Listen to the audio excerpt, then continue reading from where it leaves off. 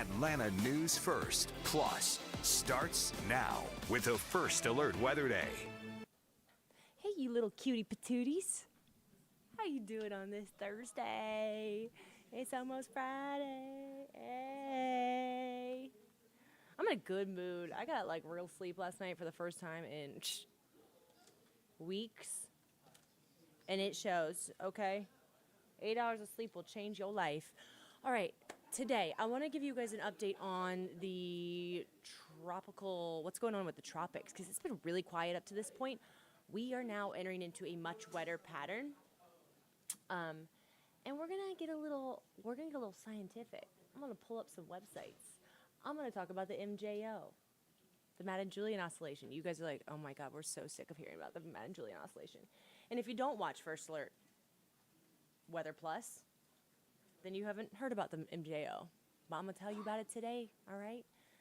You guys, obviously, I'm a little hyper. I need to calm down. All right, I want to start you out with the predictions before the season began, okay? Before the season began, NOAA predicted a 60% chance of an above-average season. We've had plenty of above-average seasons in the last several years, right? So they're just thinking that's going to continue.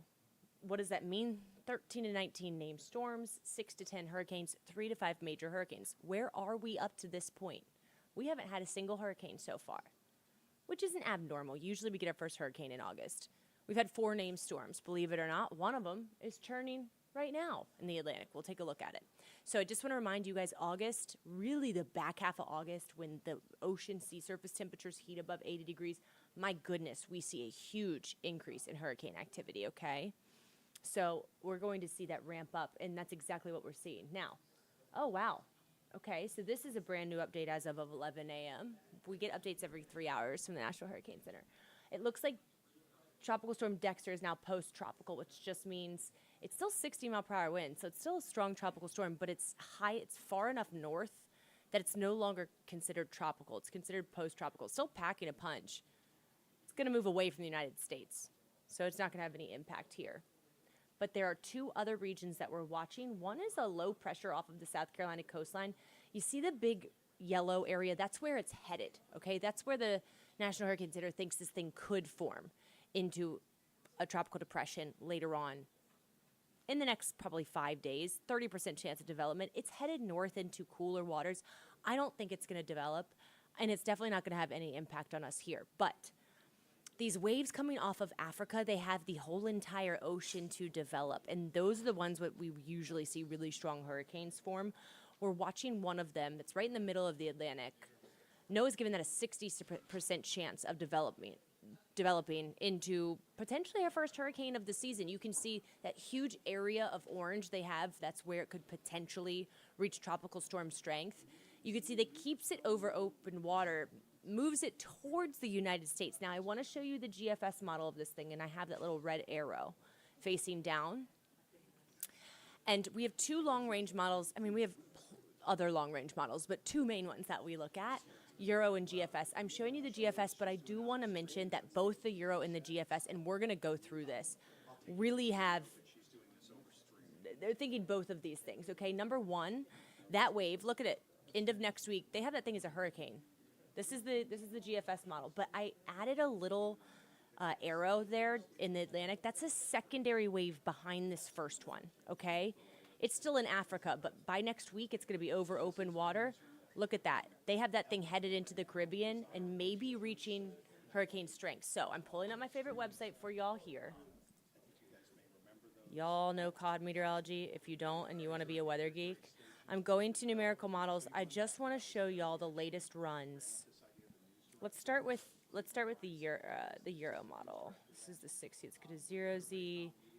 I'm going to take it out here to the Atlantic Ocean to show y'all. Okay, can we see this? Okay. Now watch this.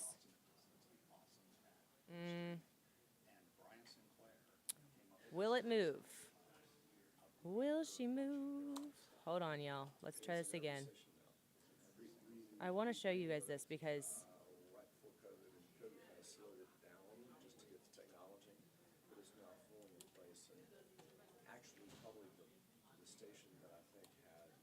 I'm working on it, guys. Hold on.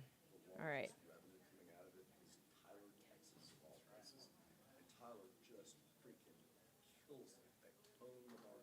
Okay. It's just, they just set the market afire. Give me 1 second, y'all. All right, here we go. We're going to look at the Atlantic Ocean. Hello.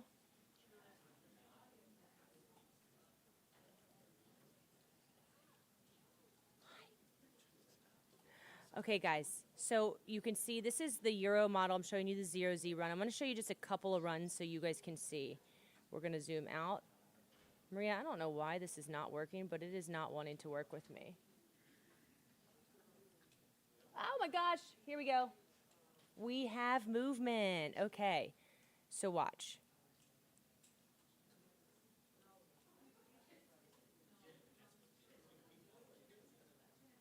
All right, so now we're going out, we're going out, we're going out. Do you see these two storms? Look at the one in the Gulf. So this is the Euro model that has a hurricane off of the coast, East Coast, and one in the Gulf of Mexico. And the time frame on this is 2 weeks from today, okay? Let's go to the 12Z, which is the last major run. You can see the 12Z has one major hurricane. Now I'm going to show you guys the GFS model. Same thing, look at that thing. A massive, oh boy. Obviously, I'm not super tech savvy. Here we go. Okay, a massive hurricane. This is the GFS, our other long range. Okay? Has a massive hurricane forming. Now that run, the 12Z, only has one hurricane. Let's go to 0Z. See the two that it has forming?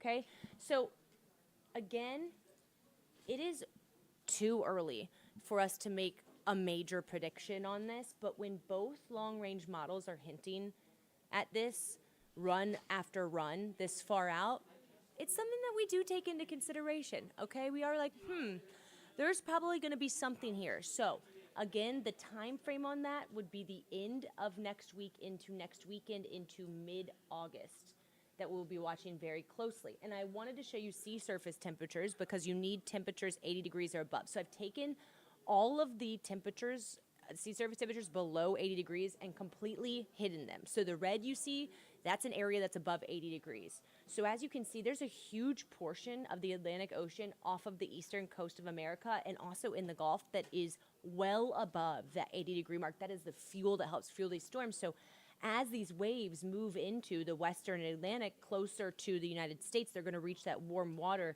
and they can really start to develop. The Gulf right now is sitting at about 86 to 88 degrees, and this is why we see those massive storms there every year. The Gulf is just so, so warm, okay? Our next named storms. Erin, Fernand, and Gabrielle, okay?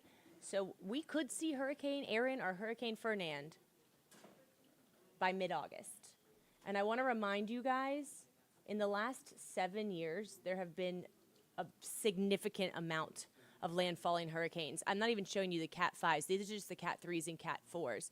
There's been one every single year. There's been, I think, 10 in the last 7 years in the Gulf itself. So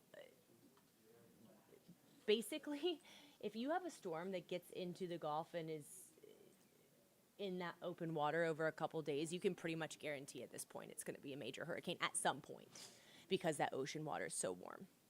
All right, so again, this is going to be something we're going to be really watching, and it's way too far out to know potential impact for us here in the United States, potential impact for us here in Georgia.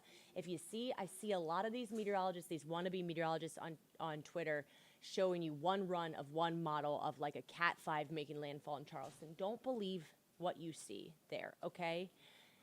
Meteorologists, one run of one model, it changes so much model in and model out. We need multiple runs to even start to make a prediction. So right now, do I have any confidence that any of these will make landfall? Absolutely not. Do I have any confidence that these will both reach hurricane strength? I would say I'm moderately confident in that. but I definitely think we will see one of them reach hurricane strength, and so we're going to be having to watch that really carefully, okay? So that's going to be something I feature a lot in the coming weeks, especially next week, as things really start to ramp up. All right, y'all. I will see you bright and early tomorrow, 6 a.m. Atlanta News First. Stay up to date on your latest weather from the largest team of meteorologists in the Southeast. Download the First Alert Weather app for hour-by-hour forecasts and join us every weekday at 11:30 a.m. on ANF+. You can also text WEATHER to the number on your screen, and we'll send a link directly to your cell phone.